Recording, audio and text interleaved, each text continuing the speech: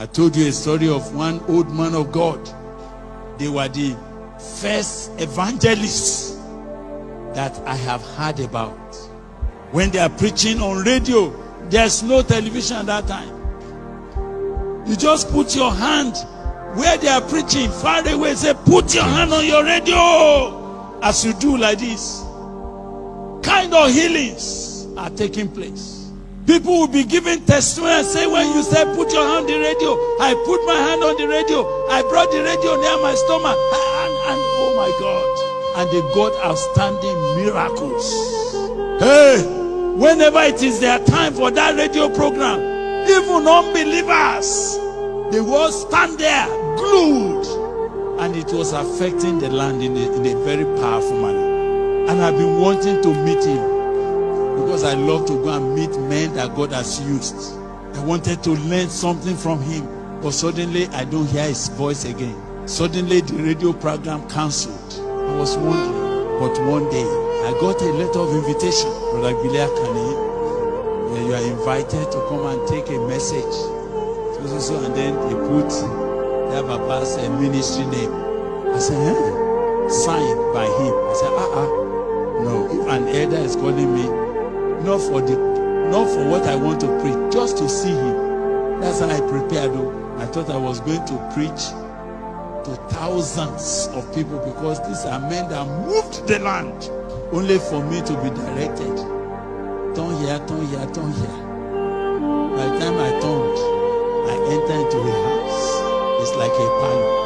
I said, where is the meeting? He said, this is the meeting.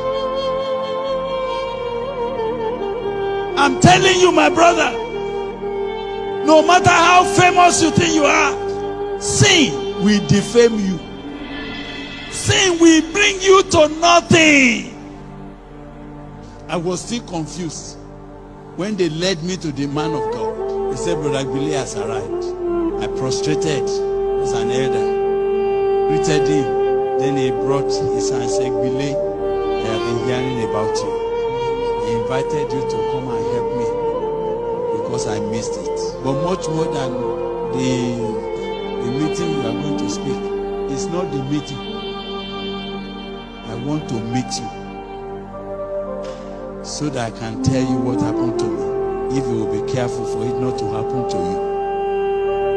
I drew my chair. Then Baba began. He said, God used me mightily. There was an anointing that God poured on my head. He was telling me. We went to cities, and cities gathered miracles. But you see me today, everything has finished. Genesis. I said, Baba, what? He said, you see. He said, everything you see here now is everything that remained. He said, GBILE, fear women. I said, Said the loss of women enter my life. It was like a joke. I am finished. But God still told him, but what I called you to do, you have not finished it. Go and finish. But I'm finished. I am finished. And I cannot finish what I'm supposed to do. That's why I'm asking some of you to come and help me. And help me finish. I remember I just knelt down. I wasn't praying for Baba. I cried for myself. I cried. I said, oh God, you must have brought me all the way just to hear this. I had no interest in the small people that gather for me to talk again. I just cried. And I said, Baba, may God help me. He said, there's hope. If you see a tree that is cut down and the root has not been removed, it may sprout again. But I think the best thing is to prepare for heaven. He said, sir, I've been trying. I don't know where to start my restitution. As I said, all those strange women that came to my life, I've been trying to push them away. They have damaged me already. See, it's a very small word.